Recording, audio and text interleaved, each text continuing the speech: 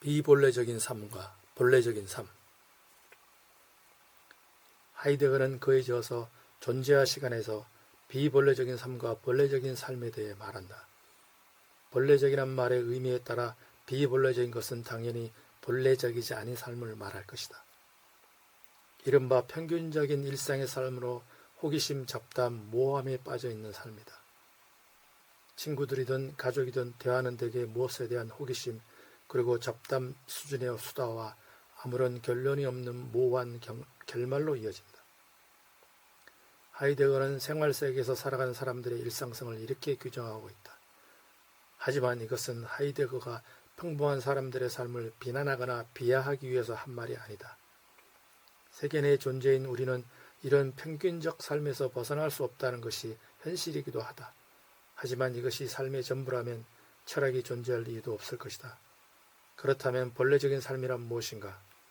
그것은 평균적인 일상의 삶에서 벗어난 호기심, 잡담, 모함을 극복한 고차원적이고 우월한 삶인가? 하이데거는 본래적인 삶은 비본래적인 삶에서 은폐되어 있거나 망각한 것이라고 말한다. 우리의 실존적인 현실을 돌아보자. 우리는 세상에 내던져진 존재이다. 누구도 자발적인 의지로 스스로 세상에 나오지 않았다. 우리는 이 세상에 내던져진 존재이기 때문에 이미 존재하는 세상에 속한 존재자일 뿐 세상을 부정하거나 거부할 수 있는 위치에 있지 않다. 그래서 우리는 세계 내 존재라고 말하는 것이다. 내던져진 존재라는 이 결정적인 한계는 우리의 실존적인 현실을 규정하며 우리가 시간이라는 절대적인 구석에서 벗어날 수 없는 존재임을 깨닫게 한다. 비본래적인 삶은 습관으로 구축된 삶이다. 우리는 언제나 오늘을 어제처럼 살아왔으며 내일 또 오늘과 같기를 기도한다. 당구공이 예상한 대로 굴러가는 것은 물리법칙에 의한 것이 아니라 다만 습관적으로 그럴 뿐이다. 같은 힘과 같은 각도로 공을 치면 영원히 같은 길로 갈 것이라고 물리법칙은 예상하지만 어느 날 그것이 다른 길로 갈 수 있다고 보는 것이 습관이다.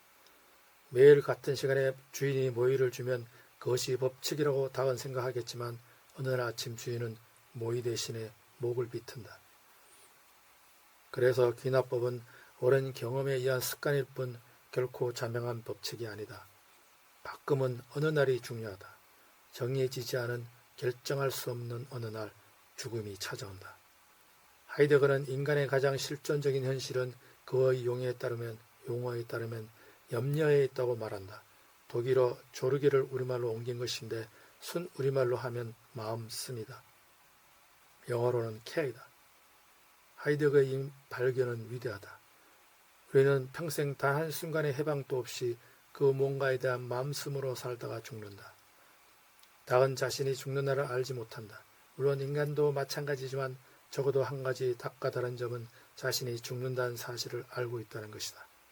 인간의 실존적 현실은 세상에 내던져진 존재이고 태어나자마자 죽음을 향해 달려가는 존재라는 사실이다. 인간은 무라는 무한한 세계에서 인간으로 태어나는 순간 시간이라는 유한한 사슬에 묶인 프로메테우스와 같은 존재이다. 어느 날 이 실존적인 현실을 깨닫고 어떻게 살 것인가를 삶의 의미로 되찾는 것이 바로 본래적인 삶의 시작이다. 하이데거는 이것이 결코 특별한 어떤 것이 아니라 비본래적인 삶에서 은폐되어 있다가 어느 날 불쑥 내게 닥쳐올 뿐이라고 말한다. 백상현은 락강의 말을 빌려 이것을 속지 않은 자는 방황한다고 말한다. 괴테의 파우스트는 인간은 노력하는 한 방황한다라고 비슷하게 말한다. 나는 비본래적인 삶과 본래적인 삶을 비교하면서 삶의 위계나 우월성을 말하려는 게 아니다. 삶에 귀천은 없다. 우리는 누구든 어떤 식으로든 삶에 최선을 다한다. 이것보다 고귀한 삶은 없다. 비록 그것이 호기심, 잡담, 모함이라 해도 말이다. 본래적인 삶만이 인간다운 것은 결코 아니다. 하이데거는 비본래적인 것과 본래적인 것이 무엇을 버리고 무엇을 취하는 문제가 아니라고 말한다. 앞서도 강조했지만 본래적인 삶은 다만 은폐되어 있거나 망각하고 있을 뿐이다. 비본래적인 삶도 본래적인 삶도 존재론적인 현실이다. 다만 본래적인 삶은 실존론적인 현실일 뿐이다. 사르트르의 그 유명한 말을 생각해보라. 실존은 본질에 앞선다. 내가 인간인 하는 닭처럼 내일 또 오늘처럼 모이가 나올 것이라고 확신할 수 없다. 그것이 실존론적인 삶이다.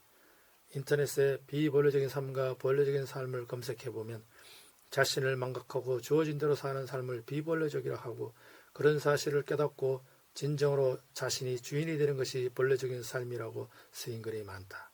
물론 이것은 진부한 표현이긴 하지만 틀린 말은 아니다. 본래적인 삶은 세계의 존재인 우리가 삶에서 부딪힐 수밖에 없는 현실이다. 우리는 모두 웃으면서 산다. 그러나 때로 우리는 헛헛하게 웃을 때도 있고 진정으로 온몸을 떨면서 웃어 젖힐 때도 있다.